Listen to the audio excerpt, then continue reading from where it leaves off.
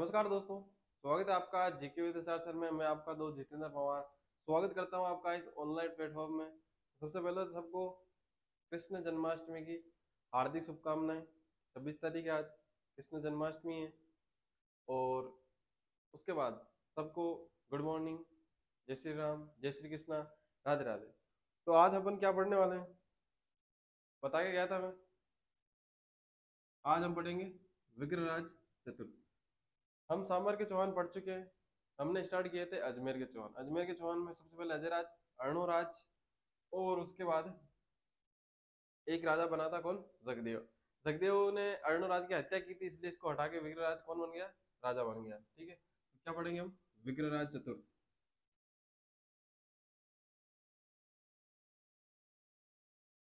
विग्रहराज चतुर्थ हिंदी में लिख लो, मेरे हिसाब से अच्छा रहेगा।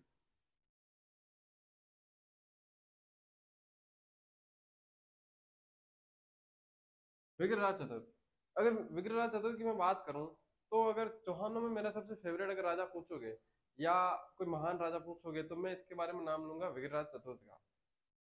क्यों, वो आगे बात करेंगे। सबसे पहले इसका शासनकाल कहाँ से कहाँ तक रहा, उसकी बात करूं मैं अगर, तो इसका शासनकाल 1155 से लेकर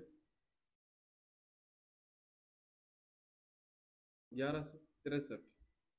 ठीक है, ये इसका शासनकाल माना जाता है। पुरानी एनसीआर जो बुक, एनसीआरटी बुक्स थी उसके अंदर, ठीक है, पुरानी 2010 से पहले की। उसके बाद, उसके बाद 2010 नहीं, शायद 2014 भी हो सकता है, पता नहीं है एग्जैक्ट डेट, लेकिन पहली पुरानी जो किताबें हैं उनके अंदर ये वाली आपको शासनकाल, ये वाला शासनकाल आपको देखने को मिलेगा। और जो नई वाली है, जो भी अपडेट हो रखी है, उसके अंदर जो है शासनकाल थोड़ा बदल जाता है इसका। वो है 1158 से लेके 1163 ईस्वी तक। तो ये दोनों शासन काल आपको मिल सकते हैं। तो आपको कंफ्यूज नहीं होना है कि ये लिखा हुआ है तो ये है कि नहीं है, ये लिखा हुआ है तो ये है कि नहीं है। दोनों मिलते हैं। अगर आपको ये मिल रहा है तो आप ये समझ लेना कि वो पुरानी किताब से लिखा हुआ है या पुरानी किताब है वो। ठीक है, और अगर ये आपको देखने को मिल रहा है तो ये नहीं, वो नया अपडेट हो रखा है। तो इसमें शासन काल में आपको कंफ्यूज होना नहीं है। पूछा नहीं जाता है कहीं पे भी कि इसका शासन काल कब से कब तक रहा। ये कोई आपके वो नहीं है, रिटन एग्जाम नहीं है जिसके अंदर आपको लिखना पड़े तो शासन काल आप लिखो तो थोड़ा बहुत पता चले, ठीक है, नंबर ज्यादा मिले, ऐसा कुछ नहीं है। आपको ऑब्जेक्टिव क्वेश्चन आएंगे और शासन काल कोई नहीं पूछता है। लेकिन आपको लगे नहीं कि मास्टर को आता नहीं है, ठीक है, तो इसलिए बताया मैंने, ठीक है, इसलिए बताना जरूरी हो जाता है थोड़ा। तो विग्रहराज चतुर्थ की मैं अगर बात करूं, तो विग्रहराज चतुर्थ जब शासन संभाला उसने, जगदेव को हटा के, जगदेव को स्वीकार नहीं किया था क्योंकि उसने अर्णोराज की हत्या की थी और पितरहंता था, तो उसको स्वीकार नहीं किया जनता ने। फिर कौन बन गया, उसका भाई था कौन, विग्रहराज। विग्रहराज जब राजा बना, तो विग्रहराज चतुर्थ ने क्या किया, सबसे पहले इसने काम किया, क्या किया, जो कुमारपाल चालुक्य था उसने लास्ट टाइम किसको हराया था, मतलब किसको हराया था चौहानों में, अर्णोराज को। अर्णोराज कौन था, विग्रहराज चतुर्थ का पिता था अपना विग्रहराज भाई। राजा बनते ही सबसे पहले कहा कि पापा को हरा रखा है, पापा का बदला तो लेंगे। तो राजा बनते ही सबसे पहले क्या किया, कुमारपाल चालुक्य को हराया भाई ने। क्या किया, कुमारपाल चालुक्य को हराया, ठीक है।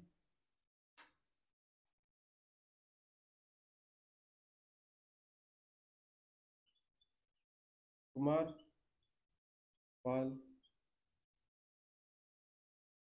चालुक्य को हराकर अपने पिता का बदला लिया। तो राजा बनते ही सबसे पहले यही काम किया इसने।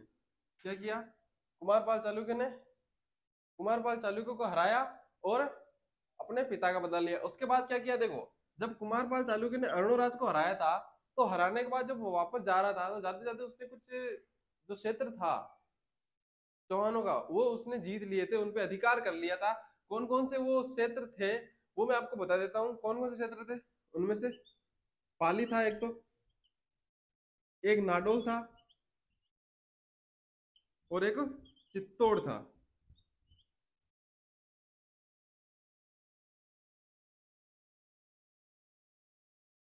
पाली, नाडोल और चित्तौड़, चित्तौड़ को पुनः आजाद कराया। अब देखो, कुमारपाल चालुक्य से डायरेक्ट उसकी लड़ाई नहीं हुई थी। कुमारपाल चालुक्य का एक सामंत था जिसको चित्तौड़ में बैठा रखा था, किसने? अपने कुमारपाल चालुक्य ने। तो उसको हराया था किसने? विग्रहराज ने। अपने अपने विग्रहराज ने किसको हराया? डायरेक्ट कुमारपाल चालुक्य को नहीं हराया था, उसका एक सामंत था। कौन सामंत था? नाम क्या था उसका? सज्जन। कुमारपाल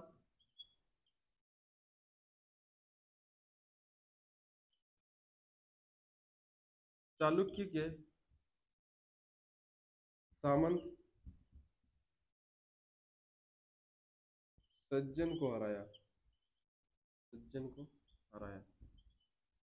ये कहाँ का सामंत था? अगर पूछते नहीं है, लेकिन मैं बता देता हूँ, ये चित्तौड़ का सामंत था। कहाँ का सामंत था? चित्तौड़ का सामंत था ये। कहाँ का सामंत था ये? चित्तौड़ का सामंत था। कौन था? सज्जन। ठीक है, यहां तक तो ये बातें क्लियर हो गई। उसके बाद क्या है? तो उसके बाद कहानी ये है कि भाई ने तोमरों को हराया। किसको हराया? तोमरों को हराया और दिल्ली जीती। क्या क्या? अब देखो, यहां तक तो भाई ने बोला कि मैंने आपको एक बात बताई थी। क्या बताई थी? कि कुमारपाल चालुक्य उत्तरी भारत का सबसे शक्तिशाली राजा था। उत्तरी भारत का सबसे शक्तिशाली का राजा किसको पूछते थे उस समय? जिस टाइम विग्रहराज था, मान लो अणुराज था, तो उस समय कुमारपाल चालुक्य था। कुमारपाल चालुक्य को अगर वो हरा रहा है, इसका मतलब कुछ तो होगा उसमें। विग्रहराज में कुछ तो होगा। अगर उसने कुमारपाल चालुक्य को फुटबॉल बनाया है, कुछ तो होगा उसमें। तो भाई ने जब उसको लगा कि यार नहीं, टैलेंट तो है अपने पे, जब टैलेंट है तो उसको एग्जीक्यूट किया जाए। तो एग्जीक्यूट किया उसने, और क्या किया? उसने दिल्ली पे आक्रमण किया कि छोटे मोटे गेम हम नहीं खेलेंगे, डायरेक्ट मोटा गेम खेलो। दिल्ली पे आक्रमण किया, यानी दिल्ली पे आक्रमण किया और फिर जीती, यानी दिल्ली जीती। दिल्ली जीती तथा तोमरों को हराया। किसको हराया? तोमरों को हराया। अब देखो, कितना बड़ा राजा रहा होगा भाई, दिल्ली पे आक्रमण कर रहा है। चौहान राजवंश है। चौहान राजवंश के अंदर अजमेर एक शाखा है। क्या है? अजमेर सिर्फ एक शाखा है। उसका एक राजा दिल्ली पे अगर जाके मान लो कि अधिकार कर रहा है, तो सोचो कि क्या रहा होगा राजा, कितना बड़ा राजा रहा होगा विग्रहराज, कि इसने जाके दिल्ली में तोमरों को हराया और दिल्ली पे, दिल्ली से कर वसूलेगा। इसका मतलब सीधा सीधा मतलब ये होगा ना भाई, दिल्ली पे अगर उसने अधिकार किया है, अगर वो शासन कर रहा है, इसका मतलब क्या है कि वहां से शासन, वो जो का टैक्स देके जाएंगे, कौन? दिल्ली वाले। अजमेर आके टैक्स देके जाएंगे अपने राजस्थान वालों को कि भाई ये लो टैक्स। तो जानकारी कहाँ से मिलती है कि कोई ना कोई बोल देगा हाथ है तो फेंक दियो? तो फेंकी कहाँ से भाई? ऐसे कौन मान लेगा? मैं आके बोल दूं विग्रहराज ने दिल्ली जीती है, ऐसे तो बोलेगा फेंक दी। तो फेंकी नहीं है, इसकी जानकारी मिलती है। कहाँ से जानकारी मिलती है इसकी? इसकी जानकारी,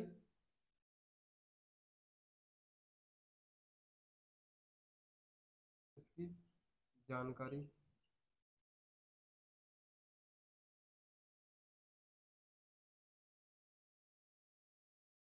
बिजोलिया अभिलेख से मिलती है।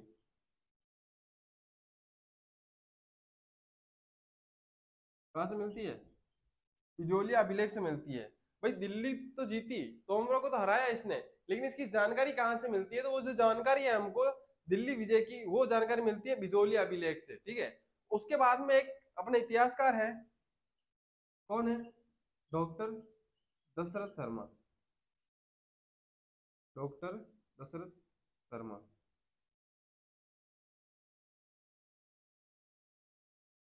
अब डॉक्टर दशरथ शर्मा ने क्या कहा है? डॉक्टर दशरथ शर्मा ने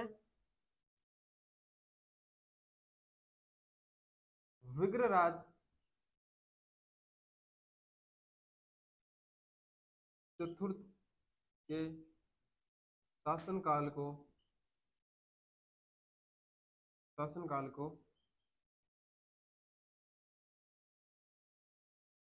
चौहानों का,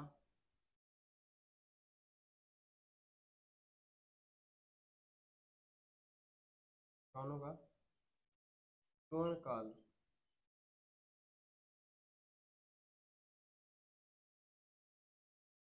कहा है।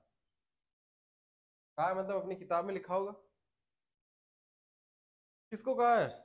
विग्रहराज चतुर्थ है, उसके शासनकाल को डॉक्टर दशरथ शर्मा ने क्या कहा है? चौहानों के शासनकाल का जो भी स्वर्ण काल है वो कहा है। अब कुछ बच्चे कंफ्यूज हो रहे होंगे कि सर आपने तो लिखाया था गोपीनाथ शर्मा ने कहा है ना? तो वो क्या कहा है वहां पे? जो कहा है वो कहा है निर्माण का स्वर्ण काल, ठीक है। निर्माण का स्वर्ण काल तो वो है कौन सा? अपना अजय राज का। अजय राज का जो शासन काल है वो निर्माण का स्वर्ण काल है। जबकि वो कहा किसने? गोपीनाथ शर्मा ने कहा है। और यहाँ पे डॉक्टर दशरथ शर्मा ने कहा है किसको? विग्रहराज चतुर्थ के शासन काल को चौहानों का स्वर्ण काल टोटली, यानी कि सिर्फ वहां पे तो क्या है, सिर्फ निर्माण काल का जो निर्माण हुआ था उसका स्वर्ण काल का है। और यहाँ पे किसका कहा है? यहाँ पे ओवरऑल जितना भी चौहानों का शासन रहा है, जहां से मान लो वासुदेव ने स्थापना की थी वहां से लेकर लास्ट राजा जो है इनका वहां तक लेके वहां तक, ठीक है, जो जालोर है या सिरोही है, ठीक है, वहां तक इन्होंने इसको स्वर्ण काल कहा है कि इसमें ऐसा कोई भी राजा नहीं आया है विग्रहराज की तरह। पृथ्वीराज तृतीय की उसको भी नहीं माना उसने, ठीक है, उस शासन काल को भी स्वर्ण काल नहीं माना है उसने। माना किसको है? विग्रहराज चतुर्थ को। और था भी, दिल्ली पे हमला कर रहा है, दिल्ली पे अधिकार कर रहा है, दिल्ली से कर वसूल कर रहा है। सोचो क्या रहा होगा, कितनी दहशत रही होगी भाई की। तो यहाँ पे सबसे पहले ये लिख लो, उसके बाद जो है इसका जो अभिलेख है टोपरा या शिवालिक अभिलेख, दिल्ली का टोपरा अभिलेख या दिल्ली का शिवालिक अभिलेख, वो यही है, ठीक है, सेम ही चीज है। वो आगे बता दूंगा चर्चा क्या होगी उसके बारे में। सबसे पहले ये लिख लो, जैसा एज इट इज लिखा हुआ है वैसा का वैसा ही लिखना है आपको। एक भी लाइन उधर से इधर नहीं लिखनी है, सेम जैसा लिखा हुआ है विग्रहराज चतुर्थ को हेडिंग डालो। उसके बाद इसका शासनकाल लिखो। शासनकाल लिखने के बाद लिखो कुमारपाल चालुक्य को हराकर अपने पिता का बदला लिया। उसके बाद पाली नाडोल चित्तौड़ को पुनः आजाद करवाया, ठीक है। उसके बाद कुमारपाल चालुक्य के सामंत सज्जन को हराया था। किसको हराया था? कुमारपाल चालुक्य के सामंत सज्जन को हराया था। ये सामंत कहाँ का था? तो ये चित्तौड़ का सामंत था। उसके बाद इसने दिल्ली विजय की तथा तोमरों को हराया। अब दिल्ली विजय की तो किसी को तो हराया होगा, तो तोमरों को हरा के इसने दिल्ली विजय की थी। ये लाइन यहाँ पे लिखी हुई है। अब इसकी जानकारी कहाँ मिलती है? तो इसकी जानकारी मिलती है हमको बिजोलिया अभिलेख के अंदर। उसके बाद बात आती है कि डॉक्टर दशरथ शर्मा ने कहा है, क्या कहा है, कि जो विग्रहराज चतुर्थ है उसका शासनकाल जो है वो चौहान, यानी ओवरऑल पूरे जो चौहान है उनके शासनकाल का स्वर्ण काल रहा है, ठीक है। वो जो टाइम पीरियड है चौहानों का, उसमें शासन का किसी का अगर शासनकाल स्वर्ण काल है तो विग्रहराज चतुर्थ का है। ये बात किसने कही है? ये बात कही है डॉक्टर दशरथ शर्मा ने। तो यहां तक आपको लिखना है जो लिखा हुआ है। उसके बाद चलते हैं आगे, जल्दी से लिख लो इसको।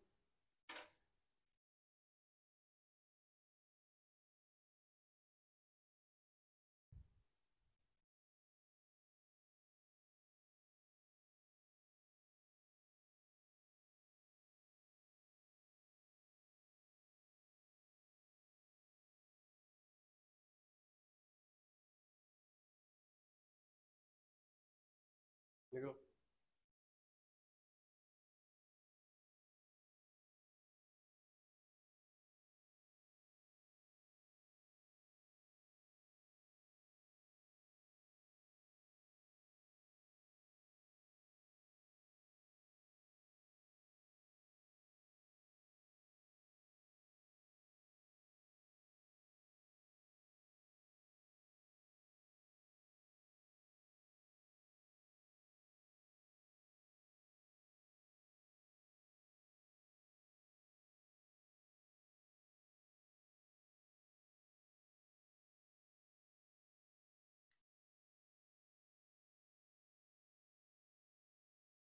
लिख लिया होगा ये तो।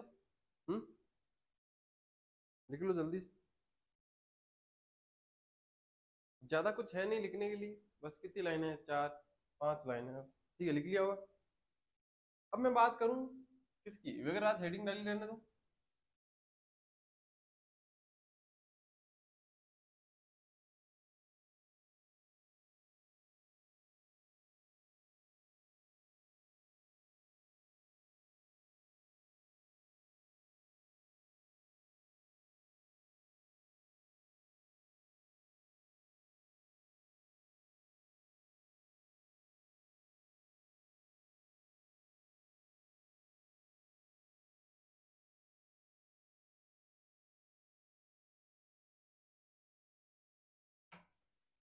अब मैं बात करूं आगे, किसकी बात करूं मैं? एक अभिलेख है इनके द्वारा लगाया गया, किसके द्वारा? विग्रहराज ने एक अभिलेख लगवाया था। कौन सा अभिलेख है? वो अभिलेख है अपना शिवालिक, दिल्ली का शिवालिक।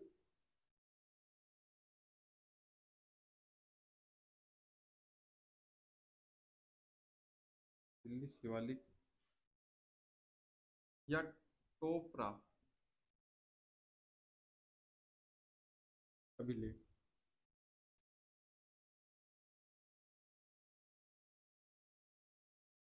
कब लगवाया था इसने? कभी कभी क्या डेट पूछ लेता है, बहुत बार पूछी भी गई है। इस बार जब प्रश्न नहीं बनते हैं, कुछ पूछे को नहीं होता है, तो तारीखें पूछता है फिर 9 अप्रैल को। कब लगाई थी? लगवाया था 9 अप्रैल को लगवाया था इसने। किसने? भाई ने, अपना भाई जो विग्रहराज है उसने। उसके बाद मैं कहूँ कि इसने लिखा क्या हुआ, सबसे पहले तो लिखा तो जो है, लेकिन इसको दिल्ली शिवालिक टोपरा अभिलेख कहते क्यों है? तो मैं बात कहूँ कि देखो, विग्रहराज भाई, दिल्ली जीती है, क्या किया है? दिल्ली जीती है, तोमरों को हराया है। अब जब दिल्ली जीती है तो विग्रहराज ने कहा यार दिल्ली तो जीत ली, इतना बड़ा काम भी कर दिया, ठीक है। अब काम करने के बाद याद कौन रखेगा भाई? उनको पता कैसे चलेगा? ठीक है, जितेंद्र सर की क्लास में पढ़ाया होगा, वो पढ़ाएंगे कैसे? उनको कैसे पता चलेगा? ताबरों को कैसे पता चलेगा? सिलेबस कैसे बढ़ेगा? तो कहा कि अभिलेख लगवाओ। क्या लगाओ? अभिलेख लगवाओ। अभिलेख तो सामंतों को कहा कि एक छोटी सी जगह देखो, बजट में भी हो, ठीक है, खर्चा वर्चा करना है पूरा, तो बजट ठीक ठाक है अपने पास, तो अभिलेख लगवाना है। तो राजस्थानी थे, ठीक है, अपन राजस्थान भाई भी। लोग बोल देते कि कंजूस होते हैं, लेकिन कंजूस नहीं है भाई, वो बचत कर रहे हैं, ठीक है। एक सावन था उनके, अब नाम तो क्या पता अपन को, उसने नाम लिखवाया नहीं है उसका, वरना बता देता मैं, ठीक है। कोई रहा होगा सामंत, उसने कहा कि क्या, कि एक अशोक का एक अभिलेख है, कि कहाँ पर है? तो उसने कहा कि शिवालिक की पहाड़ियां हैं। उसने कहा हाँ है। उसने कहा वहां पर एक टोपरा गांव है, उन पहाड़ियों के बीच में। टोपरा गांव कह लो, शहर कह लो, अभी शहर बन गया होगा, बात पहले गांव होगा। तो वहां पे अशोक का एक अभिलेख लगा हुआ है। सम्राट अशोक जानते होंगे, अशोक मौर्य। कौन नहीं जानता? हम्म, अशोक मौर्य जानते होंगे सब, सब जानते हैं। वो परिचय की आवश्यकता है नहीं, इंग्लिश समझते हो ना, ठीक है। तो उसके बाद में क्या है, हाँ, तो कहानी क्या थी अपनी, कि अशोक मौर्य है, उसका अभिलेख लगा हुआ है कहाँ पर? टोपरा के अंदर। गांव टोपरा गांव है, ठीक है, गांव का नाम है टोपरा। वहां पे एक अभिलेख लगा हुआ है। मैं अब कहूँ कि अशोक ने भाई ऐसी कोई जगह नहीं छोड़ी है जहां पे उसने अभिलेख नहीं लगवाएंगे। जब इंडियन हिस्ट्री पढ़ते हैं ना, तो धाप जाते हैं कि भाई अब तो रहने दो, अब अभिलेख मत लगवाओ। इतने सारे अभिलेख लगवाए हैं इसने, अशोक ने। और मैं तो कहूँ बहुत सारे तो मिले ही नहीं है अभी तक। कोई किधर घूम गया, कोई भाटों में चुनवा दिया, कोई ने किले में चुनवा दिया, कोई तो बाटा चौका दिखा तो आड़िया का माइन, वो होता है ना अपना जो पीछे का पोर्शन होता है अपने अलमारी या आड़िया होता है, मारवाड़ी में आड़िया बोलते हैं उसको। आड़िया के अंदर चुनवा दिया कि छोको लाख सी, तो छोको लाख थी तो मिल जाएगा नहीं आता ज्यादा। तो अभी अशोक ने जितने भी अभिलेख लगवाए थे, वो कहाँ से लेके आज तक, हिमालय से लेके उसने कन्याकुमारी, मान लो कम से कम विंध्याचल तक तो उसने लगवाई दिए थे, ठीक है। तो वहीं पे टोपरा नाम गांव में लिखा हुआ था, लगा हुआ था। तो यहाँ तक उसने कहा कि ये है अशोक का टोपरा अभिलेख है। वहां पे उसने अभिलेख लगवा रखा है, खर्चा करने की जरूरत नहीं है, क्योंकि वहां पे उसने इतनी सी जगह में तो उसने लिख रखा है अपना, ठीक है। अपनी जानकारी उसने यहाँ तक लिखनी है। लेकिन ये जो जगह है, ये अभी भी खाली पड़ी है वहां पर। ये जगह खाली पड़ी है अशोक वाली। अब जब ये खाली पड़ी है, अपने को लिखना क्या है? जीता, कैसे जीता, बस इतना ही लिखना है। दिल्ली की विजय की, दिल्ली में विजय की है अपन ने, इतना ही तो लिखना है। तो उसने कहा ये जानकारी जो है वो यहाँ पे लिख लो। भाई जो आपको लिखना है कि दिल्ली विजय की है हमने, तो खर्चा करने की जरूरत क्या है? बजट में भी है, ज्यादा खर्चे की भी जरूरत नहीं पड़ेगी, बस लिखावट, लिखने वालों को बुलाओ और लिखवा दो। तो विक्रांत ने कहा यार प्लान तो बुरा नहीं है, तो फिर क्या करें? तो लिखवाओ फिर। तो लिखवा दिया। अब देखो क्या, अगर आप इंटरनेट पर सर्च करना जाके अभी, ठीक है, क्लास होने के बाद, अपना जो ये दिल्ली का जो शिवालिक या टोपरा अभिलेख अगर सर्च करोगे, तो इसमें एक आप फोटो देखोगे, ठीक है। एक फोटो देखोगे जहाँ पे क्या है कि अभिलेख कुछ इस प्रकार से आपको फोटो मिलेगी। वहां पे क्या है, यहाँ पे तो कुछ अलग भाषा में मिलेगा, कुछ ऐसे, कुछ ऐसे, ऐसे ऐसे, इस प्रकार से आपको कुछ लैंग्वेज मिलेगी जो अपन को समझ में भी नहीं आएगी, ठीक है। लेकिन उसके नीचे यहाँ पे कुछ संस्कृत में लिखा हुआ मिलेगा आपको, संस्कृत में। तो आप जब देखोगे ना, यहाँ पे, यहाँ से ऊपर वाली लैंग्वेज अलग है, और यहाँ से नीचे वाली लैंग्वेज कौन सी है? संस्कृत है। वो पता नहीं, वो अपने समझ में आने वाली बनने वाली है।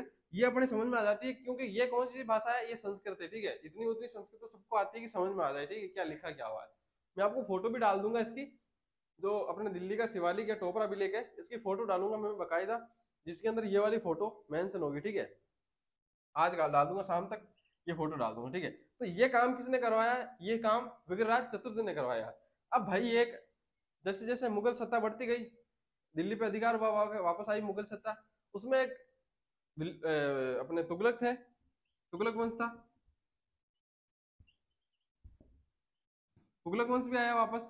जब वापस मतलब तुगलक वंश आया, तुगलक वंश जब आया तो उसमें एक शासक आया वापस से, बादशाह आया। कौन सा बादशाह, फिरोज शाह तुगलक।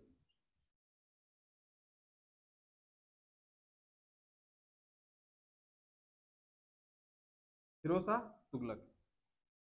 अब फिरोज शाह तुगलक क्यों बता रहे हो, अब देखो आपने एक राजा पढ़ा, बादशाह पढ़ा होगा, मोहम्मद बिन तुगलक।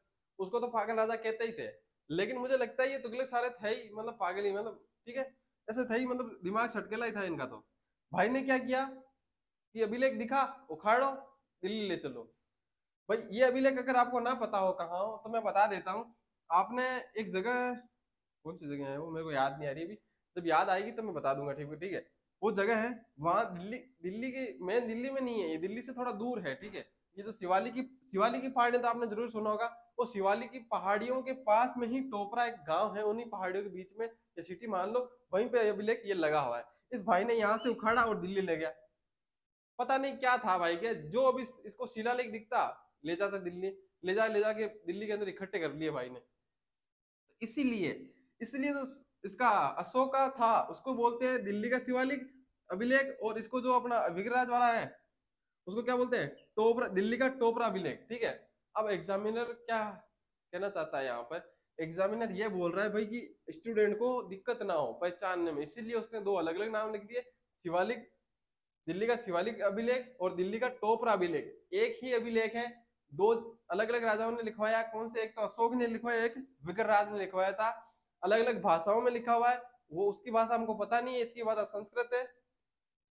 इसमें जानकारी क्या दी है, इसमें इसने जानकारी ये दी है कि भाई ने हिमालय से लेकर विंध्याचल तक कर वसूला है, कर वसूलता है या वसूला है, ठीक है। तो ये जानकारी जब वो दे रहा है तो मुझे बताओ, मैंने आपको कल भी बताई थी शायद ये बात, कि सुबह उठो और तुम तुम्हारे पड़ोसी को जाओगे, आज से अपन का इधर अधिकार है, अपन कल से इधर से टैक्स लेगा, झापट ना महल तुम्हारे। तो जब अधिकार होगा, अभी बताओ, मान लो कि तुम्हारा घर है, किराए पे दे रखा है, तुम जाके बोलोगे कल से किराया लूंगा, टैक्स किराया एक ही बात है, किराया लूंगा, तो पहले लेते थे भाई, पहले लेते थे, तुम्हारा अधिकार था, पहले लेते थे, अभी भी ले लो, दिक्कत नहीं है ना। तो इसका मतलब क्या है, जब इसका अधिकार होगा विग्रह राज का वहां पर, तभी तो वो टैक्स ले रहा होगा, ऐसे तो नहीं ले रहा होगा। टैक्स ले रहा है इसका मतलब क्या है, उसका अधिकार है। तो सोचो, सोचो, इमेजिन भाई, अपने तो पढ़ नहीं रखा है, मान लो इंडिया है, अपने इंडिया को मैप बनाना बनाना आता नहीं है, ये इंडिया है, हिमालय है, विंध्याचल ऑलमोस्ट यहाँ आती है, कन्याकुमारी यहाँ है। तो सोचो ये जो अधिकार है पूरा किसका है, विग्रहराज का है। कहां से, हिमालय से लेकर विंध्याचल तक। और कहाँ का राजा क्या है, मतलब ये जो राजा कहाँ का है, ये राजा है अपने अजमेर का, ठीक है। अजमेर की शाखा है, अजमेर शाखा है, चौहानों की एक शाखा है अजमेर, ठीक है ना, बाकी तो जो है अलग है। अजमेर एक चौहानों की शाखा है, वहां का राजा है कौन, विग्रहराज, और वो कहां से कहां तक राज कर रहा है, हिमालय से लेकर विंध्याचल तक कर वसूल रहा है। ये जानकारी कहाँ से मिलती है अपन को, इससे, कहाँ से, अपना जो दिल्ली का शिवालिक या टोपरा अभिलेख है, यहाँ से ये जानकारी अपन को मिलती है। उसके बाद बात आती है कि उसके बाद क्या है इसके अंदर लिखा हुआ, तो उसके अंदर एक और चीज लिखी हुई है, क्या लिखा हुआ है इसके अंदर, यह भी जानकारी है कि तुर्कों को हराया इसने, तुर्कों को हराया। ये जानकारी भी कहाँ से मिलती है, ये जानकारी मिलती है अपने भाई इस अभिलेख से, दिल्ली के शिवालिक या टोपरा अभिलेख से अपन को ये जानकारी मिलती है कि भाई ने जो है अटक नदी के उधर पार लगा दिया था तुर्कों को, अटक नदी से इधर आने नहीं दिया था, ठीक है। अटक नदी से उधर उधर क्यों, क्योंकि अटक नदी जो है, मतलब ऐसा माना जाता है कि पुराने वाले जो राजा थे, वो जो भी थे, राजा थे, बादशाह थे, जो भी XYZ जो भी थे, राव थे, ठीक है। वो ये मानते थे कि अटक नदी से उधर जो भी है, ठीक है, अटक नदी से उधर आप देखे होंगे जैसे कि वो चाइना वाला जो बॉर्डर आता है एक बार से, पाकिस्तान नहीं बोल रहा हूँ मैं, पाकिस्तान तो अभी आजाद हुआ है, अपने अंदर ही था, ठीक है, पाकिस्तान नहीं बोल रहा हूँ, अफगानिस्तान से थोड़ा ऊपर जाओगे वो कजाकिस्तान या कुछ ऐसा आता है, तो वहां के जो अटक नदी है, अटक नदी बहती है, और अटक नदी से उधर उधर वाले क्या था, मल्लच, उनको मल्लच माना जाता था, यानी बुरे इंसान, सूगले इंसान, ठीक है। और उनसे क्या है, अगर वो इधर आ गए, अगर वो इधर आ गए तो उनकी, ऐसा मान लेते थे भाई अपनी जो भूमि है वो अपवित्र हो गई, या हम उधर चले गए तो हम अपवित्र हो चुके हैं, ठीक है। यही कारण था कि अकबर का एक वो अपना करण सिंह था, ठीक है, करण सिंह था, तो उसने कहा था भाई कि बादशाह को लेटर लिखा था जब शपथ ली थी, तो उसने कहा था भाई कहीं भी भेज देना दुनिया के किसी भी कोने में, लेकिन अटक नदी से उधर नहीं जाऊंगा मैं, ठीक है। यही बात थी बस, इसी कारण से तो वो अटक नदी तक इसने सीमित किया था, ऐसा तो नहीं है अटक नदी तक कर रहा था, अटक नदी से उधर नहीं कर सकता, अटक नदी से उधर जाना ही नहीं है, ठीक है। भाई ने जहाजें तोड़ दी थी, इसने नहीं, करण सर, करण ने, ठीक है, करण शर्मा नाम आ रहा है भैया, आरसीबी वाला करण शर्मा याद आ रहा है, ठीक है, कोई बात नहीं, ठीक है। तो ये जानकारी है इसके बारे में। उसके बाद क्या है, उसके बाद में लिखेंगे, सबसे पहले ये जो अभिलेख है इसके बारे में पढ़ लेते हैं, लिख लेते हैं मतलब।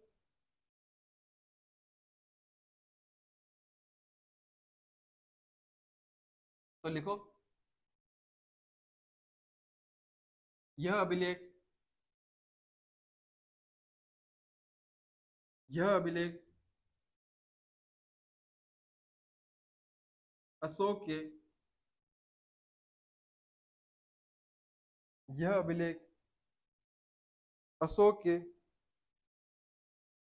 टोपरा अभिलेख, यह अभिलेख मैं लिख देता हूँ, यह अभिलेख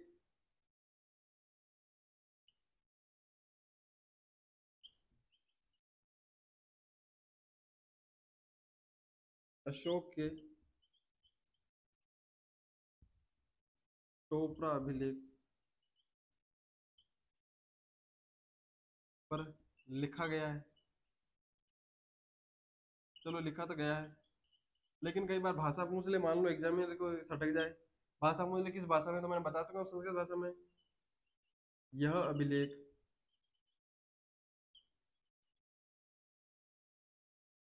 संस्कृत भाषा में लिखा गया है। साथ साथ में लिखते जाओ, यही लिखना है आपको, बता चुका, समझा चुका हूँ, समझाना है। उसके बाद बात आ जाती है कि क्या बोलते हैं उसको,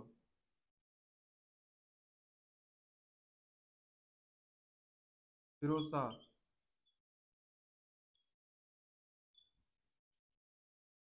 फिरोज शाह तुगलक कालांतर में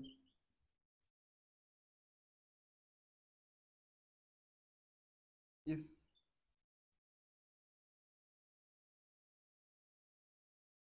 अभिलेख को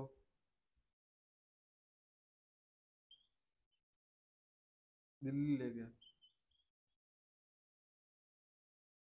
तो बात करें कि अभी दिल्ली तो ले गया, लेकिन दिल्ली में कहा है, तो आपने एक नाम सुना होगा, दिल्ली के अंदर ये स्टेडियम था, क्रिकेट स्टेडियम, उसका नाम था फिरोज शाह कोटला स्टेडियम, ठीक है, फिरोज शाह कोटला स्टेडियम। तो उसका नाम बदल के अभी जो फिलहाल है, वर्तमान सरकार है, उसने उसका नाम अरुण जेटली स्टेडियम कर दिया है। उस स्टेडियम के बाहर जहाँ ये स्टेडियम है, उस स्टेडियम के बाहर यहाँ थोड़ी सी जगह है, उस जगह में ये अभिलेख रखा गया है, ठीक है, वहीं पे रखा है। अगर देखने की मनसा हो, कभी दिल्ली जाओ, ठीक है, क्रिकेट विकेट मैच देखने चले जाओ, अभी सीरीज होगी शुरू, तो क्या पता वहां पे मैच है कि नहीं है, लेकिन वहां पे जो ये रखा हुआ है, कभी देखने की इच्छा हो जाए मान लो, तो जाके देख लेना, ऐसे फील करके देख लेना, यहाँ पे संस्कृत में लिखा हुआ है, वहां पे ऊपर ऊपर वाली भाषा है, नीचे वाला पढ़ के भी देख लेना, अगर समझ में आए कुछ, ठीक है। उसके बाद अगर बात बात करूं कि इसके अंदर जानकारी क्या मिलती है, तो हमने अभी ये पढ़ा है कि क्या जानकारी मिलती है इसके अंदर, इसमें विग्रहराज द्वारा, अब देखो मुझे बार बार विग्रहराज चतुर्थ लिखने की जरूरत है क्या, डायरेक्ट विग्रहराज लिखेंगे, हम बोलेंगे भी वही, इसमें विग्रहराज द्वारा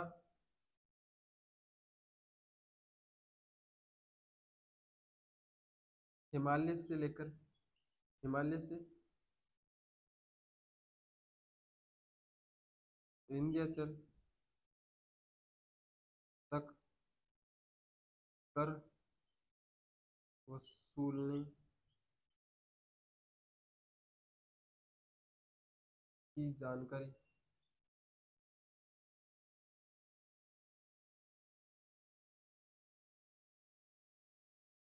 मिलती है। उसके बाद इसमें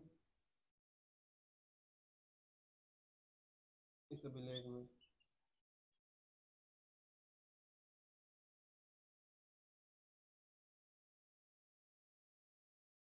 विग्रहराज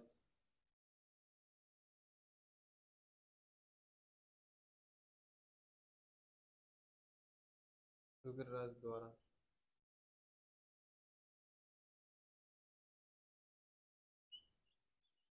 तुर्कों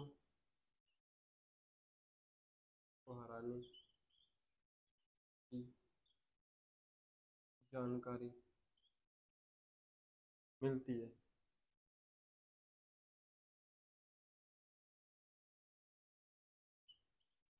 ये बात जो है ना कि अपवित्र हो जाती है तुर्क आने से। तुर्क जो आते हैं, मल्ल मल्ल जो आते हैं, अटक नदी से उधर वाले जो लोग आ जाते हैं, तो वो अपवित्र हो जाती है। ये बात अपने इसने अर्णोराज ने भी कही थी, है ना, कही थी ना। सांबर झील का निर्माण करवाया था उसने, किस कारण करवाया था? यही तो कारण था। उसने उसने भी तुर्कों को तो हराया था। जब उसने तुर्कों को हराया तो उसने बोला कि भाई अपनी तो जमीन हो चुकी है, अपवित्र है, पवित्र करना है इसको, तो आना सागर झील बनवानी पड़ेगी। झील जो बनवाया उसका नाम, खुद का नाम आना जी था, खुद के नाम पर बनाया था, आना सागर झील बनवा दी उन्होंने। ठीक है, देख लो, इतना मैंने लिखा है तो आपने भी लिख दिया होगा। ठीक है, इससे आगे मैं बात करूंगा, देख लो, अगर नहीं लिखा तो 1 मिनट दे देता हूँ।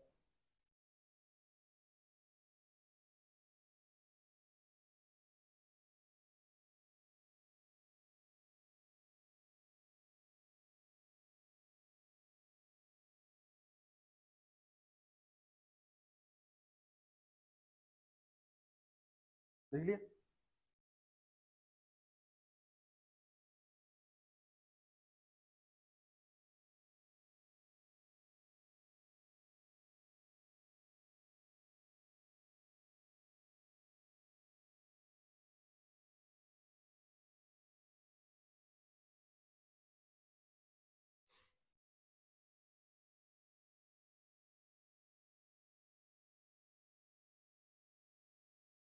अब मैं बात करूं कि भाई मेघराज इतना बड़ा राजा है, तो और भी उसके अभी टैलेंट बाकी है अपने जानने। तो उसमें टैलेंट यह था कि नाटक लिखा भाई ने, कौन सा, तो बता देते हैं। विग्रहराज चतुर्थ ने हरकेली नामक नाटक लिखा, जो कि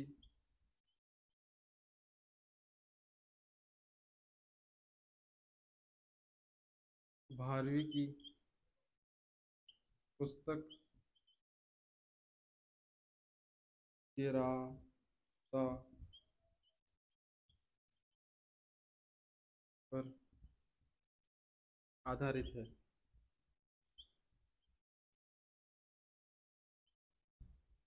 किराता तो नियम, ये पुस्तक है किसकी? भारवी की। भारवी जानते हैं सब, अपने टाइम का बहुत बड़ा इतिहासकार। इतिहासकार मतलब कि साहित्यकार या कवि मान लो। कौन रहा है? भारवी रहा है। अब देखो इसकी कहानी क्या है, इसकी कहानी बता देता हूँ मैं आपको, इंटरेस्टिंग कहानी है। तो इस किरातो इस पुस्तक जो है, ये किरातातोनियम, इसके अंदर लिखा क्या हुआ है भाई? इसने इसके आधार पर नाटक तो लिखा। अब हरकेली नामक नाटक क्या है? ये जो भारवी का, ये भारवी की पुस्तक है, इस पुस्तक में क्या लिखा हुआ है? तो इसके अंदर लिखा, देखो बताता हूँ, बताता हूँ। अपने 5 पांडव थे, ठीक है, 5 पांडव। 5 पांडवों को बुलाया उसने, कहाँ पे? कौरवों ने बुलाया, कौरव 100 थे, ठीक है, बुलाया, हार गए जुए के अंदर। जब जुए के अंदर हार गए तो इनको वनवास मिला था, ठीक? वनवास, और जो भी वो मिला था, कुछ क्या बता, 12 वर्ष का या 14 वर्ष का वनवास था। वनवास मिला, और वनवास मिलने के बाद जब वनवास काटने गए तो श्री कृष्ण जी मिलने गए इनसे। श्री कृष्ण जी मिलने गए, कौन मिलने गए? श्री कृष्ण। श्री कृष्ण मिलने गए, तो भाई ने, श्री कृष्ण ने कहा किससे, अर्जुन से, कि भाई अर्जुन, अगर अगर अगर कौरवों को धोना है, फुटबॉल बनानी है उनकी, तो अपन को एक अस्त्र चाहिए होगा। तो बोला कि लाएंगे, कौन सा अस्त्र चाहिए? तो उन्होंने बोला कि पाशुपति अस्त्र। कौन सा? पाशुपति अस्त्र। तो वो कहाँ मिलेगा, कौन सी दुकान में मिल रहा है, अभी जाके ले आता। तो बोला गेले, दुकान पे नहीं मिलेगा। तो बोला कहाँ मिलेगा फिर? तो उसने कहा कि मिलेगा अपने शंकर भगवान के पास, शिव जी भोले बाबा के पास मिलेगा ये। तो उसने बोला तो फिर कैसे लाए? तो उसने बोला तो मिलेगा तो कैसे, तपस्या करो उनकी, भाई भक्ति करो तब जाके मिलेगा। उसने बोला ठीक है, ले आऊंगा, ले आऊंगा। श्री कृष्ण चले गए। भाई शिव जी की पूजा करता था रोज, ठीक है। अभी अपन अगर मान लो कि पूजा करते तो ऐसे थोड़ी सारा दिन ही पूजा करते रहे। टाइम पीरियड होता है, थोड़ा देर पूजा करे, जितना भी टाइम फिक्स कर रखा है अपन ने, उसके बाद अभ्यास अभ्यास ही करना है। एक बार क्या है कि भाई अर्जुन अर्जुन अभ्यास कर रहा था तीर वीर चलाने का, सामने एक शिकार था। अब शिकार था तो जब उसने शिकार करने के लिए वो जा रहा था, तब शिव जी ने सोचा कि आज परीक्षा ले ही लेते हैं कि भाई पाशुपति अस्त्र के ये लायक भी है भाई के नहीं है अर्जुन, ठीक है। तो जब शिव जी आए शिकारी का रूप बना के आए, शिकारी का रूप बना के आए। जब एक सामने से शिकार आया, तो क्या हुआ कि अर्जुन ने तीर चलाया, और जो शिव जी भगवान शिकारी का रूप बन के धारण करके आए थे, उन्होंने भी तीर चलाया। अब शिव जी को तो लड़ाई करनी थी उससे, ठीक है, लड़ाई करनी थी, बोल रहा हूँ मैं। शिव जी ने जब तीर चलाया, और जब पहले किसने चलाया, अर्जुन ने तीर चलाया। अर्जुन वाला जाके शिकार को लग गया, और जो अपने शिव जी वाला था वो पाताल में धस गया, दिखाई नहीं, दिखाई नहीं। अब जब ये तीर लगा तो शिव जी ने आके बोला कि भाई शिकार तो अपना है, जबकि शिव जी वाला तीर तो किसके अंदर, पाताल के अंदर चला गया, लगा ही नहीं उसको। तो शिव जी को तो पता है कि नहीं लगा, लेकिन उसको तो लड़ाई करनी है शिव जी भगवान की, जो जब लड़ाई करनी है तो उसने बोला अर्जुन ने, ऐसे कैसे आपका है, हमारा है। तो उसने बोला शिकार, शिव जी ने बोला शिकार तो मेरा है, तीर देख लो बोले। अब शिव जी जो है तीर सेम टू सेम पूरी तैयार करेगा, तीर सेम टू सेम जो है अर्जुन वाले जैसे तीर थे वैसे के वैसे तीर बना के आए थे, लड़ाई करनी थी। उसने बोला ऐसा, ठीक है। तो उन्होंने बोला कि सोल्यूशन कैसा होगा? तो बोला लड़ लो, लड़ाई कर लो भाई, युद्ध कर लो, और तो कैसे होगा, पहले तो युद्धों से होते थे सारे मामले सॉल्व, ठीक है। तो युद्ध करो, युद्ध करे। भाई शिव जी ने 4-5 बाण चलाए, अर्जुन के सारे आउट ऑफ सिलेबस। बोले द्रोणाचार्य ने ये तो सिखाया ही नहीं कि इनका इनका जवाब कैसे देना है। फिर भी ठीक ठाक जो है उन्होंने डिफेंस कर लिया, किसने, अर्जुन ने ठीक ठाक डिफेंस कर लिया, ठीक है। तो उसके बाद जब ये युद्ध खत्म हुआ तो उन्होंने माना, भाई शिव जी ने कहा हाँ भाई कि सच में लड़का है तो होशियार, पाशुपति अस्त्र चला तो सकता है, रख तो सकता है, ठीक है ना, दे दिया। तो ये जो कहानी है, ये सेम टू सेम ये कहानी है, ये कहानी है किरातातूनियम पुस्तक के अंदर, जो कि किसकी पुस्तक है, भारवी की पुस्तक है, ठीक है। और यही जो चीज है वो हरकेली नामक नाटक के अंदर लिखा है, किसने लिखा है, विग्रहराज चतुर्थ ने। ये सेम टू सेम कहानी किसने लिखी है, विग्रहराज चतुर्थ ने लिखी है अपनी पुस्तक, पुस्तक नहीं अपने, ये नाटक लिखा है, ठीक है, नामक नाटक लिखा है विग्रहराज चतुर्थ ने। और पुस्तक कौन सी है, किरातातूनियम है, किसकी पुस्तक है, भारवी की पुस्तक है, ये इतना लिख लो। अब देखो, इनका एक कवि था, दरबारी कवि था, किसका, विग्रहराज का। विग्रहराज का एक दरबारी कवि था जिसका नाम था सोमदेव। क्या नाम था, सोमदेव। सोमदेव नाम था भाई का। सोमदेव ने एक पुस्तक लिखी। कौन सी पुस्तक लिखी, एक पुस्तक लिखी इसने, चल जाए यार, एक पुस्तक लिखी, पुस्तक का क्या नाम था, ललित विग्रहराज। कौन सी पुस्तक, ललित विग्रहराज। तो इस ललित विग्रहराज में था क्या, तो बेसिकली इस ललित विग्रहराज के अंदर प्रेम कहानी थी, लव स्टोरी थी, क्या थी, लव स्टोरी। कौन किस किस की, अब लिख रहा है तो सोमदेव अपनी तो नहीं होगी, किसकी होगी, किसका दरबारी कवि है विग्रहराज, तो विग्रहराज की होगी,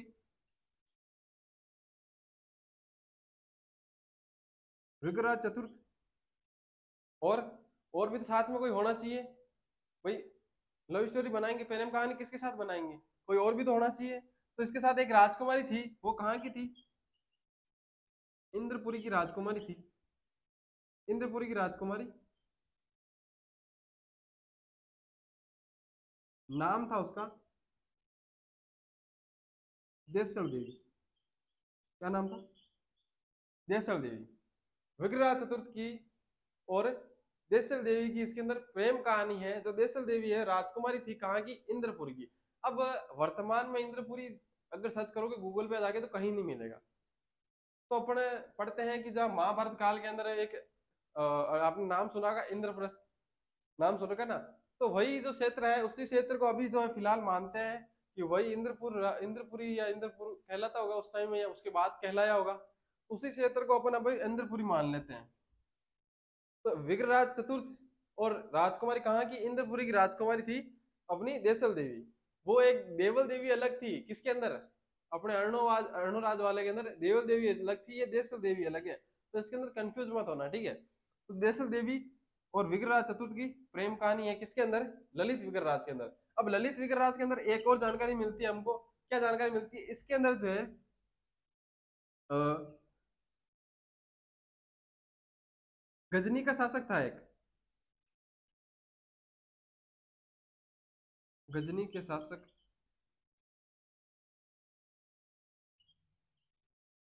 खुसरो शाह को हराने की जानकारी मिलती है। किसमें मिलती है? ललित विग्रहराज के अंदर। तो ये तो कहानी थी ललित विग्रहराज की। अभी ये पुस्तक जो है, अब बात आती है एक, देखो एक और पुस्तक है। वो पुस्तक है अपनी नरपति नाला की। अब ये जो है माना जाता है, देखो कई टीचर जो होते हैं पढ़ा देते थे कि इसका ही कवि था या दरबारी कवि था। वो दरबारी कवि नहीं था। वो उसके बहुत दिनों बाद या बहुत वर्षों के बाद इसने ये पुस्तक लिखी थी। किसने? नरपति नाला ने। कौन था? नरपति नाला। इसने पुस्तक लिखी थी किस पर? अब लिखी विग्रहराज पर है, इसलिए इसको विग्रहराज के साथ ही पढ़ लिया जाता है। किसके साथ? विग्रहराज चतुर्थ के साथ ही पढ़ लिया जाता है, क्योंकि ये लिखी गई विग्रहराज चतुर्थ में थी। पुस्तक का क्या नाम था? पुस्तक का नाम था बिसल देव रासो। बिसल देव रासो।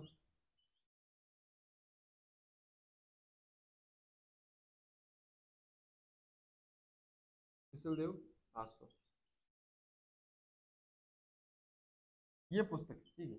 अब नरपति नालन ने लिखी है विसल देव रासो किसके ऊपर? विग्रहराज के ऊपर, चतुर्थ के ऊपर। तो पढ़ी कहाँ जाएगी? विग्रहराज के अंदर ही पढ़ी जाएगी। ऐसा तो नहीं है पृथ्वीराज चतुर्थी में पढ़ लूं मैं, महाराणा प्रताप के अंदर पढ़ लूं, ऐसा तो नहीं होगा। लिखी उसके बहुत समय बाद लिखी है उसने, ठीक है, इसलिए इसको इसका लिखा नहीं जाता। तो इसके अंदर नोट लगा के लिख लेना आप। यहाँ पे नोट लगा के लिख लेना, ठीक है। नोट लगा के लिखना कि नरपति नालन ने बिसल दे रासो पुस्तक लिखी, और उस पुस्तक के अंदर क्या लिखा। भाई इस पुस्तक के अंदर भी लव स्टोरी थी। देखो ये लव स्टोरी क्या थी हमको नहीं पता। इसके अंदर भी प्रेम कहानी थी। किस किस की थी इसके अंदर दो अलग की थी, ठीक है। इसके अंदर थी विग्रहराज, विग्रहराज और एक राजकुमारी थी, उसका नाम था राजमती। राजमती की प्रेम कहानी इसके अंदर थी। अपनी नरपति नाले ने जो पुस्तक लिखी थी बिसल दे रासो, उसके अंदर। और ये एक भाषा, जिस भाषा में लिखी गई थी उस भाषा का नाम था गोडवाड़ी भाषा। नाम सुना होगा आपने, कल्चर में पढ़ोगे आप। मिशेल दे रासो लिखी गई थी किसमें? गोडवाड़ी भाषा के अंदर। गोले गोले ज्यादा हो गए, कोई बात नहीं है। यहाँ तक लिखो 12वीं की पुस्तक किराता टूनियम पर आधारित है। यहाँ तक ये हेडिंग वेडिंग डाल के, हेडिंग डालनी नहीं है, डाली हुई है। यहाँ तक लिखो, उसके आगे मैं लिखाऊंगा, ठीक है। ये सोमदेव वाली बात और नरपति नाले वाली बात ये सारी मैं लिखाऊंगा। ये ऊपर वाली दो लाइनें जल्दी से ये लिख लो।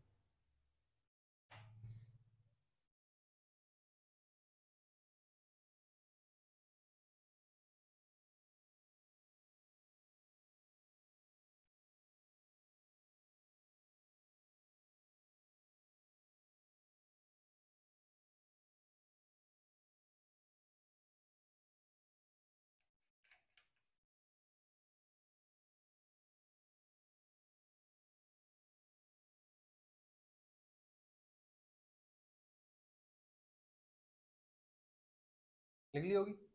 अब इसके आगे लिखो। हटाओ इनको, रहने दो, कोई दिक्कत नहीं है। लिखो इसके आगे।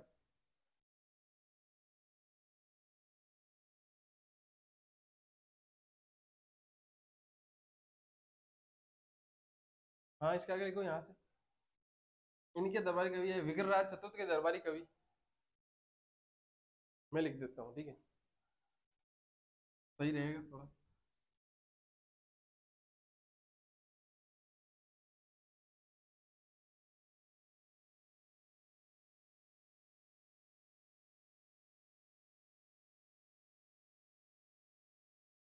देखो,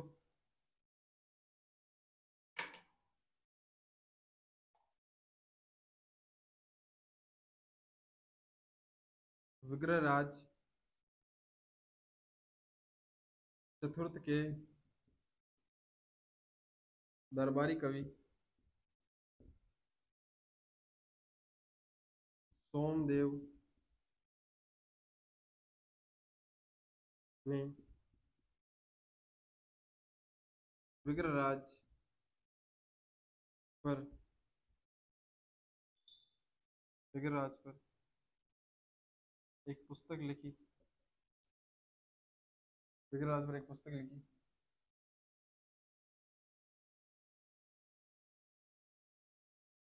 या ऐसे लिख लो कि विग्रहराज चतुर्थ के दरबारी कवि सोमदेव ने,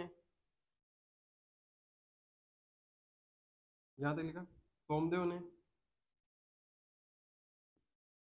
ललित विग्रहराज नामक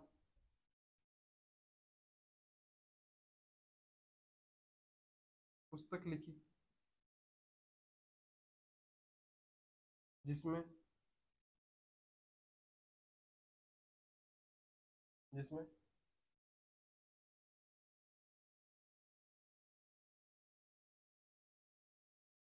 विग्रहराज चतुर्थ तथा जिसमें विग्रहराज चतुर्थ तथा इंद्रपुरी की राजकुमारी, इंद्रपुरी की राजकुमारी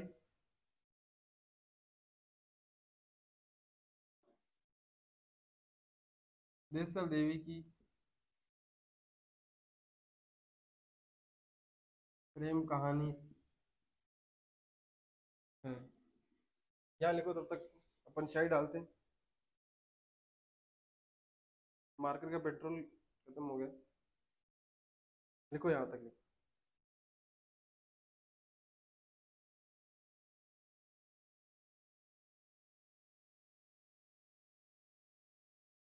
लिख लो, लिख लो।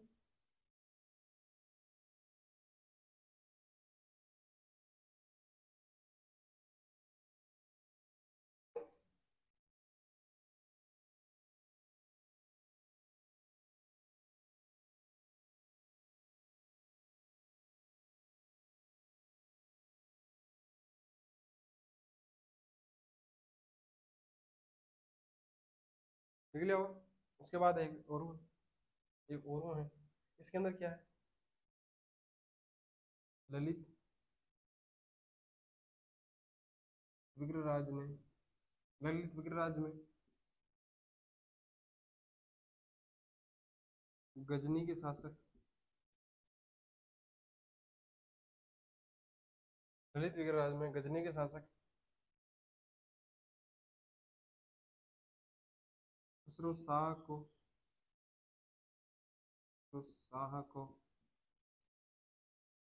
हराने की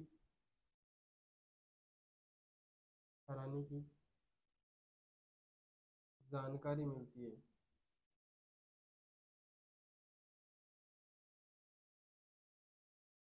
लिख लो यहाँ तक। ऊपर वाले लिख रखा है, हटा दो ऊपर वाले को।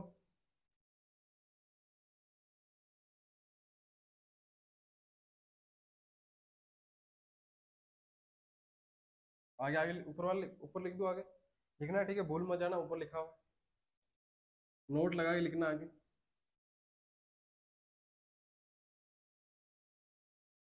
नोट लगा के क्या लिखना है कि नृपति नाला है ने विग्रहराज चतुर्थ पर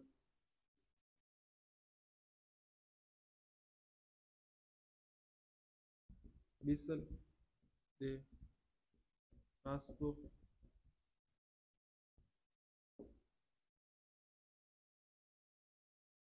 पुस्तक लिखी।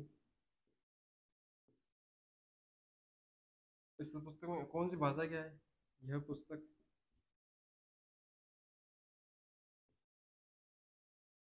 यह पुस्तक गोडवाड़ी भाषा में लिखी गई है।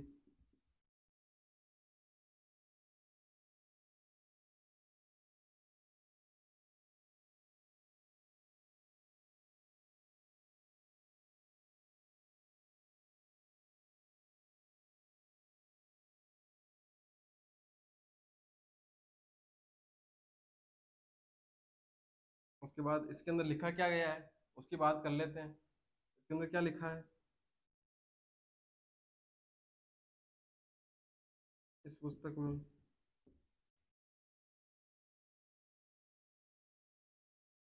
विग्रहराज तथा राजकुमारी राजमती की प्रेम कहानी है।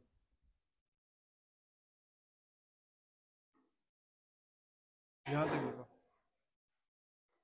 उसके बाद में इसके निर्माण कार्य पढ़ेंगे अपन।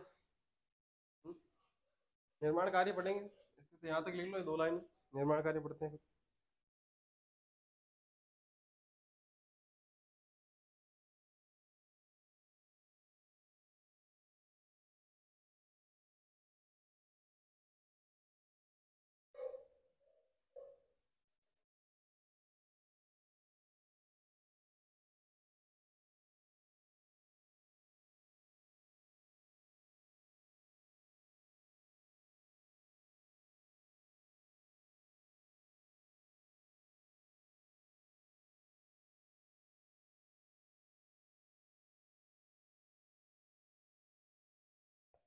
लिख लिया? तो हेडिंग डाल लो यहाँ से।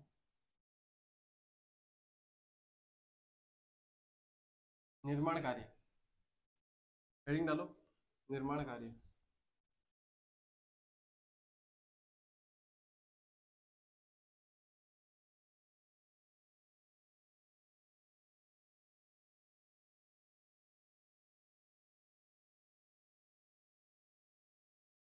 हेडिंग डालो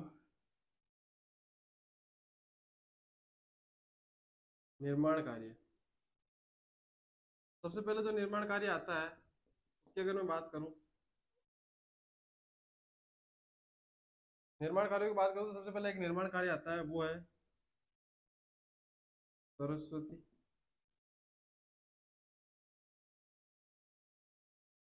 कंठावरण पाठशाला।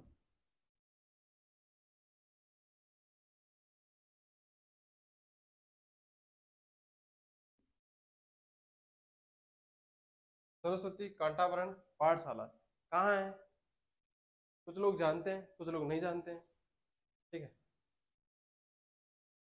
अब मान लो कुछ लोग जानते थोड़ी है कि टिकटॉक ही इंस्टाग्राम है, या कुछ लोग नहीं जानते कि शक्तिमान गंगाधर है या गंगाधर ही शक्तिमान है, ठीक है। तो वैसी बात है।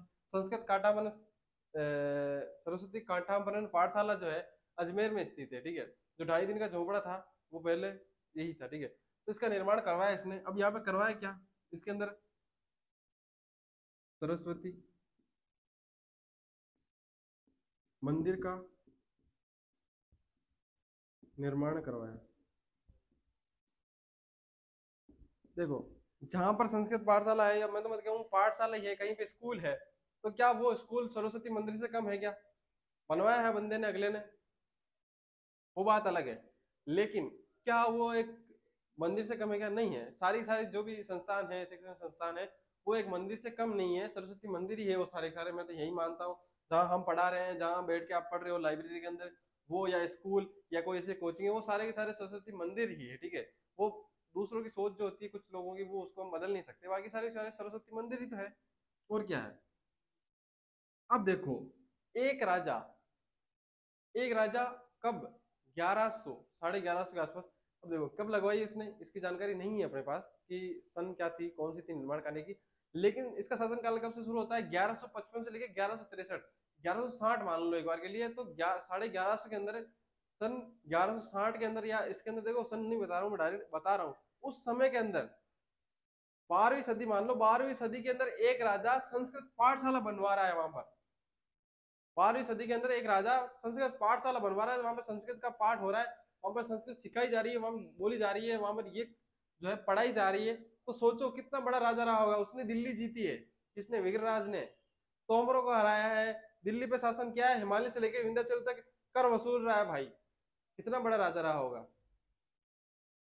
तुर्कों को अटक नदी तक सीमित कर रखा है, उधर फेंक रख दिया उनको, तो अटक नदी को उधर, ठीक है, ले जाके बोला कि मल्लच्छो इधर आ, लिख मत जाइए हमको, ठीक है, ये बोल रखा भाई ने। तो सोचो कितना बड़ा राजा वगैरह होगा। उसके बाद इसके अंदर निर्माण तो करवाया, ठीक है, उसके बाद क्या किया, यहाँ पे जो है हरकेली तथा हरकेली तथा जो अपना ये नाटक था कौन सा, ललित विग्रहराज, हरकेली नाटक तथा ललित ललित विग्रहराज को दीवारों पर लिखवाया।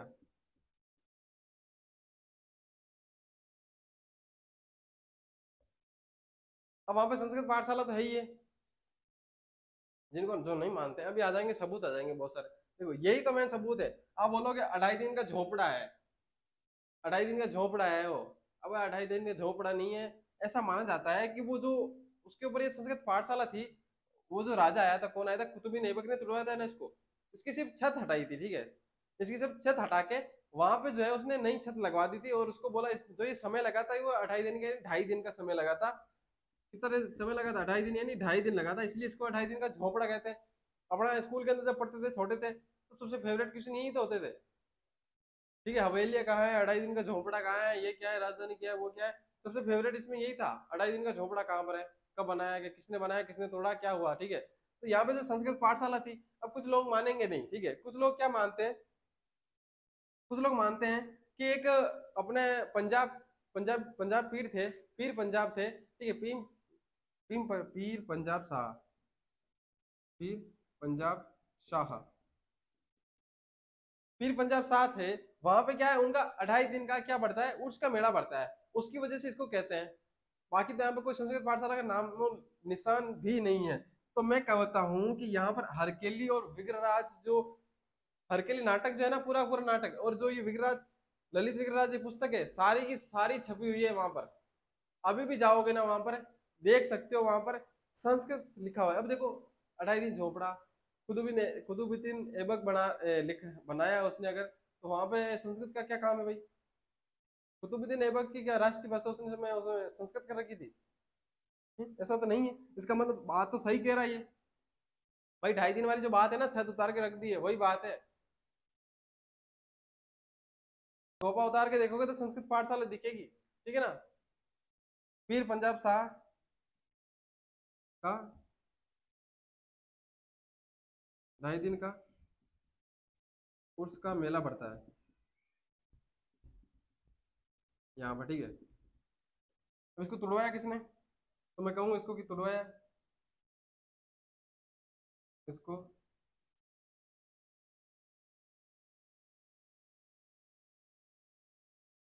कुतुबुद्दीन ऐबक ने तुड़वाया था। ये चीज लिख लो यहाँ पे, इतनी की ये 4-5 लाइनें हैं, वो की वो इतनी सी बात है इसके अंदर।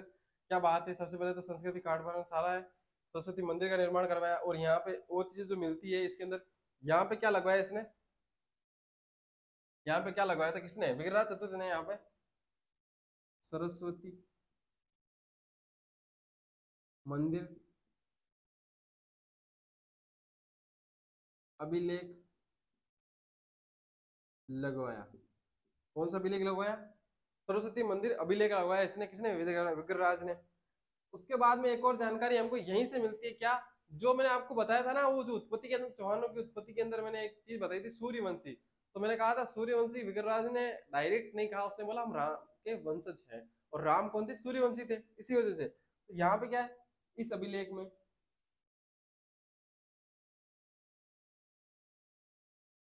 इस अभिलेख में चौहानों को, ऊपर वाला लिख लेना ताकि मैं हटा के लिख दूं यहाँ पे, ठीक है। इस अभिलेख में चौहानों को राम के वंशज,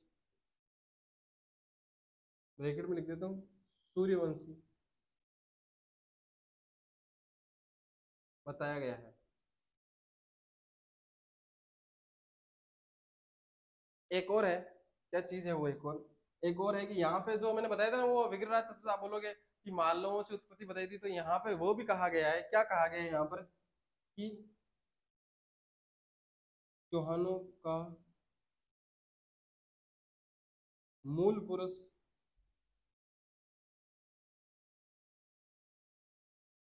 मालवों को बताया है।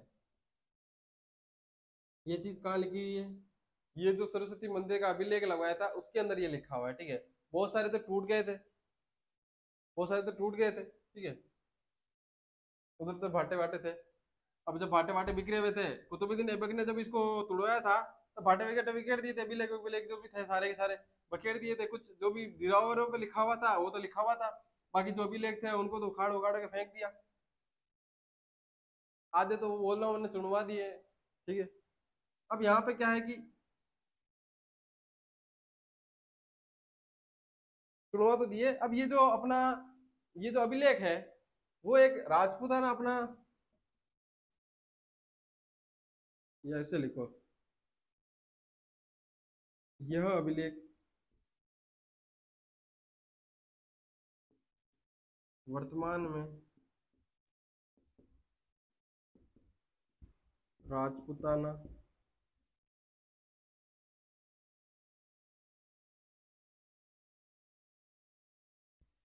म्यूजियम में रखा गया है। कहाँ रखा गया है, राजपूताना म्यूजियम के अंदर रखा गया है। कौन सा अभिलेख, जब ना ये सरस्वती मंदिर अभिलेख है। अब कैसे गया वहां पर, तो मैं बता देता हूँ। अभिलेख लगवा दिया विग्रहराज ने, कुछ समय बाद में मुगल सत्ता आई, कुतुबुद्दीन ऐबक आया। कुतुबुद्दीन ऐबक ने क्या किया, तुड़वाया, छत हटाई, दूसरी लगवाई। जब छत हटवाई तो बाहर अभिलेख भी थे, तोड़ तुड़ा के फेंक दिए साइडों साइडों में। अंग्रेज आए वापस, अंग्रेजों ने कहा यार कुछ लिखा होता है समझ में नहीं आ रहा। किसी तो होशियार था मेरी तरह, कि होशियार होशियार था, तो उसने क्या कहा, उसने कहा कि ले लो, और जो राजपूताना म्यूजियम है वहां पे रख दो। राजपूताना म्यूजियम कौन सा है, अकबर महल कहते थे, अकबर ने निर्माण करवाया था। उसके बाद वो अंग्रेज आ गए, उसके अंग्रेजों में भारत आजाद हो गया। जब भारत आजाद हुआ, तो अंग्रेजों ने राजपूताना म्यूजियम में रख दिया था इसको। जब म्यूजियम में रख दिया इसको, तो जब भारत आजाद हुआ 1947 के अंदर, है, तो उसमें क्या किया, इंडियन थे का रखा हुआ है, ठीक है रखने दो।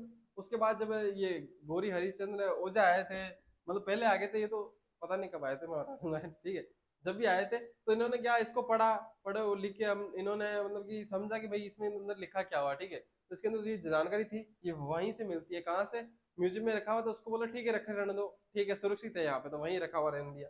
इसको लिख लो यहाँ तक, पहले ये नीचे वाला लिखना है, फिर ये ऊपर वाला लिखना है, ठीक है। आगे ऊपर भी लिखा हुआ था, उसको हटा दिया मैंने, ये लिख लो, जल्दी से लिखो,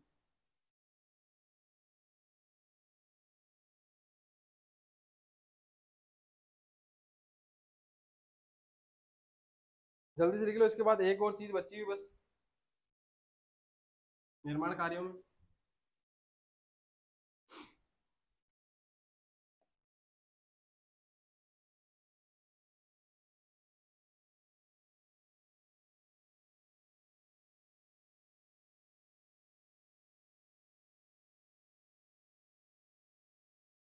अब दूसरा जो निर्माण कार्य इनका आता है, वो दूसरा निर्माण कार्य है कौन सा,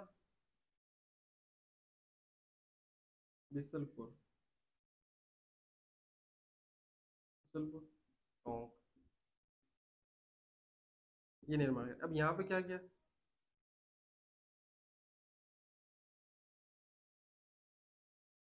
बिलसपुर लिख दिया क्या?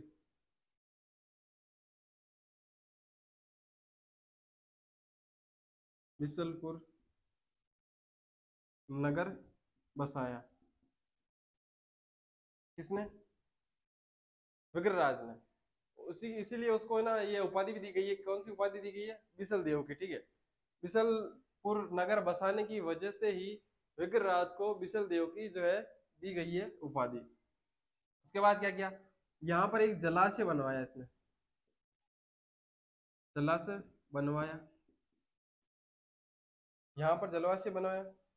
और उसके बाद जलाशय बनवाया, एक और चीज बनवाई यहाँ पे इसने, इसने बनवाया गौणकेश्वर, गौणकेश्वर, गौणकेश्वर मंदिर बनवाया। कौन सा मंदिर बनवाया? गौणकेश्वर मंदिर बनवाया इसने। अब देखो, बिशलपुर नगर तो बसा दिया, जो अभी बिशलपुर है आप जानते हो जगह नाम।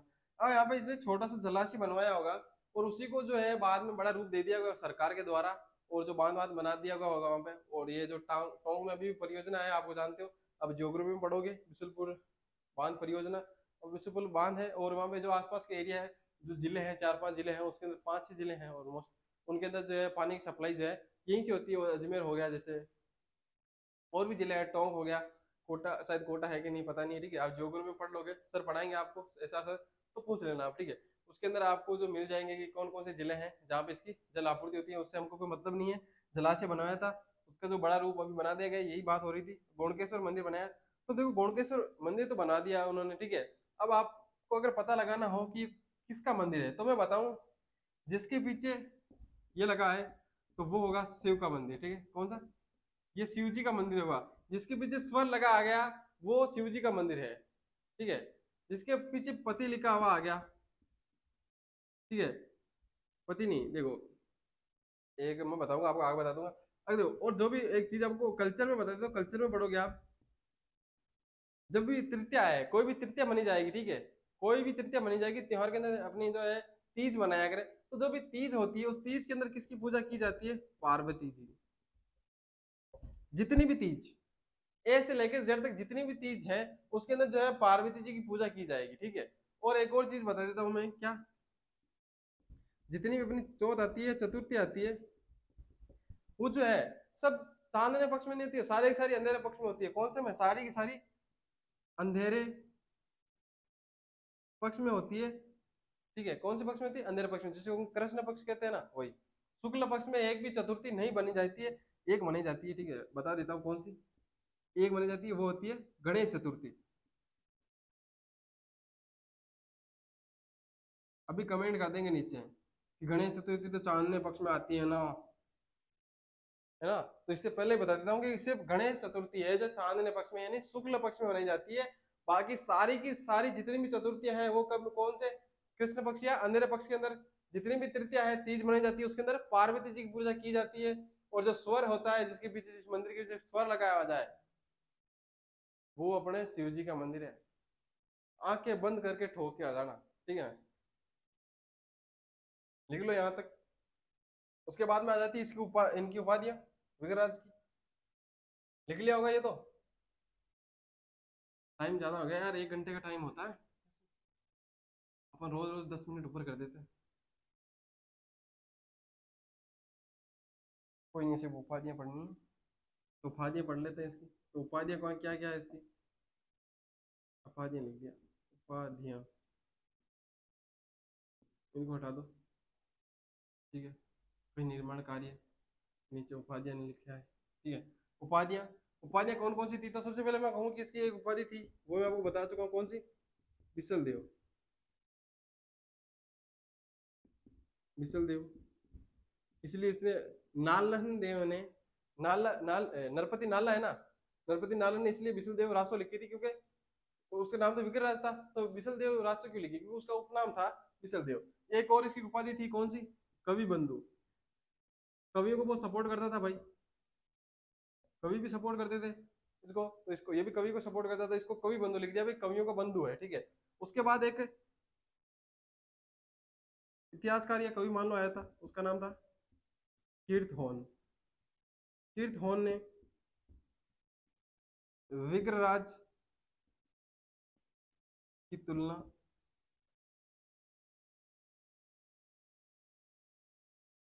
कालिदास